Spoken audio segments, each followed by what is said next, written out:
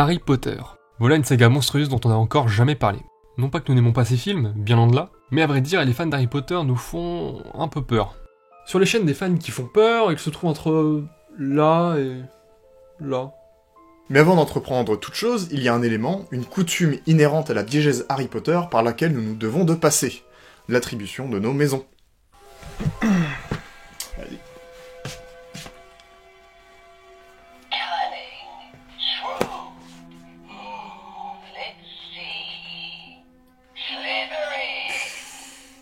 Oh, c'est dur. Tu dis Serpentard, là? Oui. Je suis dégoûté.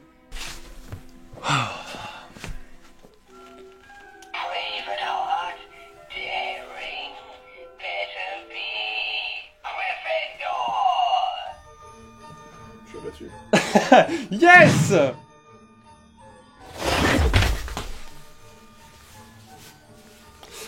Voilà donc fin prêt à aborder l'émission.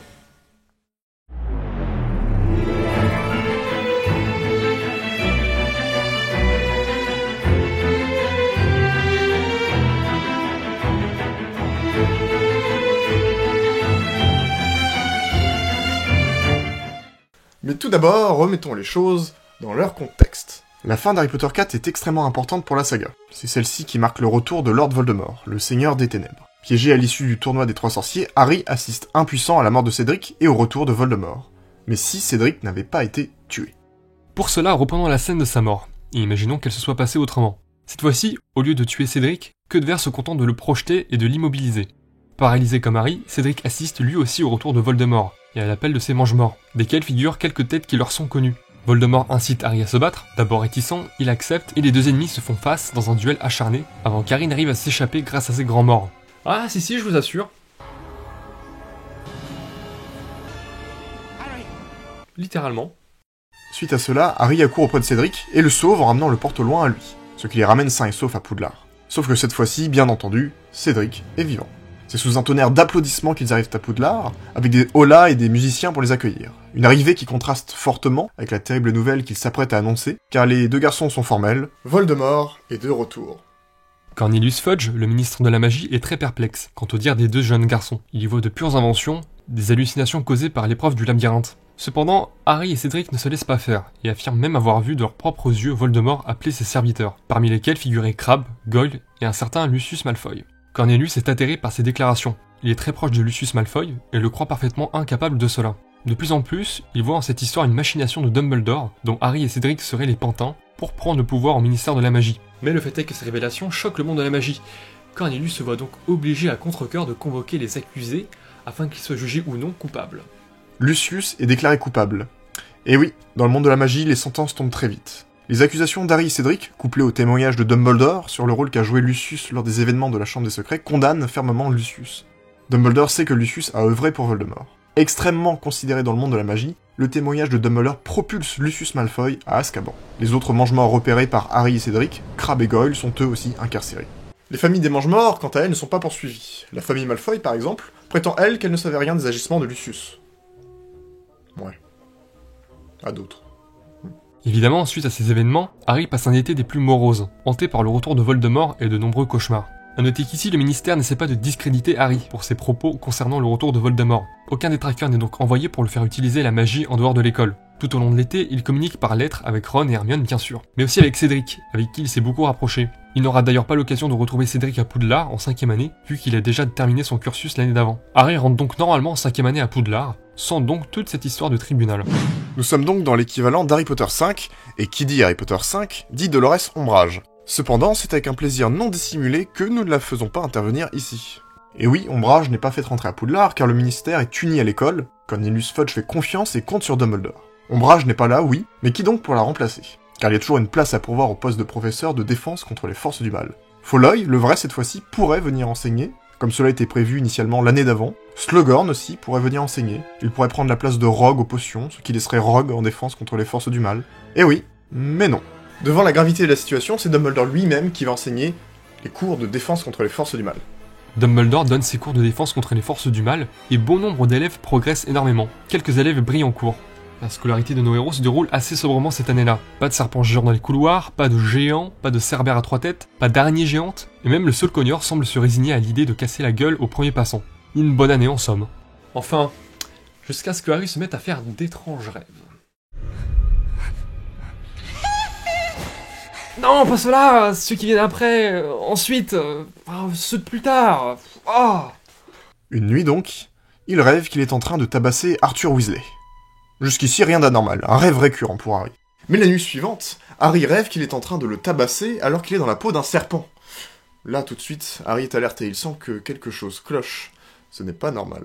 Ce rêve l'inquiète, et il fait bien d'être inquiet. C'est en réalité une vision que Harry a eue. Il découvre qu'il est lié à Voldemort et que ce dernier peut prendre possession de son esprit. À l'instar du film, Rogue va l'entraîner afin de lutter contre ces phases. Oh, et au final, Arthur Weasley va bien. Voilà. Si quelqu'un se demandait. Il va bien. Oui. Ouais. Il m'a dit... Lors d'une des phases de possession, Harry se rend compte que Voldemort recherche quelque chose. Une sorte de boule de divination qui se trouve au ministère de la magie. Une prophétie en vérité. Immédiatement, il en informe l'Ordre du Phénix qui prend ses dires très au sérieux. Il compte bien se rendre au ministère afin de démêler toute cette histoire. Et aussi pour peut-être empêcher Voldemort de s'emparer de ce dont il a besoin. Et idéalement pour l'arrêter. Une situation d'autant plus crédible car de nombreux mange-morts ont réussi à s'échapper de la prison d'Azkaban, quelques jours plus tôt, dont un certain Lucius Malfoy. Beaucoup trop précieux, l'Ordre du Phénix ne veut pas que Harry soit mêlé à cette histoire. Après tout, peut-être que Voldemort a créé ces visions pour attirer Harry dans un piège. Il est donc, contre son gré, tenu à l'écart. Bien évidemment, laisser les gens courir un danger à sa place n'est pas dans le caractère d'Harry. Il décide donc de se rendre au ministère pour aider l'Ordre du Phénix, accompagné bien sûr de Ron et Hermione. Petit tour de Sandral en vue donc, qui doit être assez effrayant du point de vue de Ron et Hermione. C'est un ministère dévasté que Harry, Ron et Hermione vont retrouver. Des traces évidentes de combat sont visibles un peu partout. Bien rapidement, ils vont tomber sur les membres de l'Ordre du Phénix, tous sains et saufs. Ils sont d'abord révoltés de voir que Harry, Ron et Hermione avaient bravé leur autorité, même s'ils ne sont pas franchement étonnés. Ils leur révèlent que des mange-morts attendaient effectivement en embuscade, qu'ils s'attendaient à voir arriver Harry.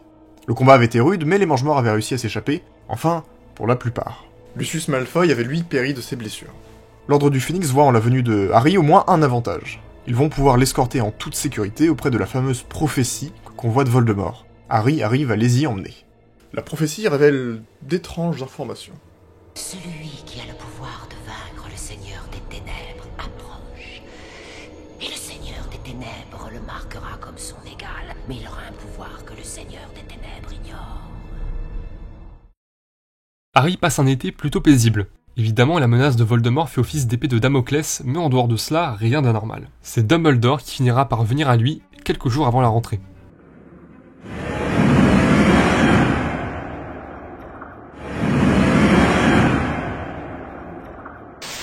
Bon, vous le savez, si Dumbledore vient le chercher, c'est pour lui présenter le professeur Slughorn. Dumbledore a besoin de Harry pour donner envie à Slughorn de retourner enseigner à Poudlard. Et ça va marcher. Slughorn accepte. Pour l'instant, Harry ne comprend pas trop les manœuvres de Dumbledore. Et c'est bien normal. Après cela, Harry retrouve Ron et Hermione, prend le train pour aller à Poudlard et se fait péter la gueule par Malfoy.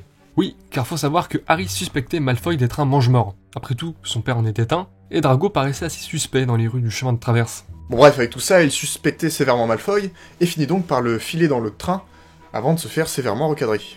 Grâce à Luna, il arrive à rejoindre Poudlard de justesse. Enfin bref, cela ne change rien, il est convaincu que Drago est désormais un mange-mort. Bon, en vérité, pas de changement fondamental pour ce Harry Potter 6. Harry trouve le livre du prince de sang mêlé, se rapproche du professeur Slughorn à la demande de Dumbledore, et arrive à lui extraire la vérité sur cette conversation qu'il avait eue avec Tom Jedusor des années auparavant. Le principe du Horcrux est alors dévoilé. Ce qui nous mène donc vers la fin d'Harry Potter 6, où Harry accompagne Dumbledore à la recherche d'un Horcrux. Et oui, c'est tout de suite plus court Harry Potter 6 quand on ne s'attarde pas sur les petites amourettes de chacun. C'est ce qui a dû probablement inspirer les 3/4 des productions Netflix d'ailleurs. Nos deux héros arrivent à trouver l'Horcrux, mais pour l'atteindre, Harry doit faire boire à Dumbledore une sorte de... je ne sais pas, mais ça a l'air vraiment pas bon. Bon Albus, une larme de rhum. Un petit effort, soyez fiers Albus. L'esprit de Voldemort se rebelle, c'est la merde pour Harry et Dumbledore, mais ils arrivent à s'échapper in extremis et atterrissent en transplanant dans la tour de Poudlard. La suite, vous la connaissez. Enfin, vous croyez la connaître. Des bruits de pas approchent, et Dumbledore demande à Harry de se cacher. Après quelques secondes, Drago Malfoy fait son apparition dans la pièce. Le teint blafard et la main tremblante. Il menace Dumbledore. Harry, qui assiste à la scène de loin, est prêt à bondir. Mais le professeur Rogue apparaît, et lui demande de ne pas agir. Dumbledore essaye de calmer la situation, sans succès. Des mange-morts sortent de l'ombre et viennent aux côtés de Drago. Il avait réussi à les faire entrer grâce à l'armoire magique, dans la salle sur demande. Encouragé par les mange-morts, Malfoy commet l'irréparable, et assassine Dumbledore sous les yeux de Rogue et des autres mange-morts. Et oui, dans les films, Malfoy hésite, et Rogue finit par commettre le meurtre. Seulement, ici, Malfoy dispose d'une réelle rancœur à l'égard de Dumbledore. Il le tient pour responsable de l'incarcération de son père à Azkaban, et par extension de sa mort.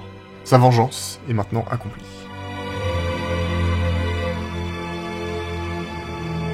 Merci d'avoir suivi cette vidéo, donc il s'agit d'une première partie en effet. Donc vous aurez la suite dans 2 semaines, s'il n'y a pas de bêtises.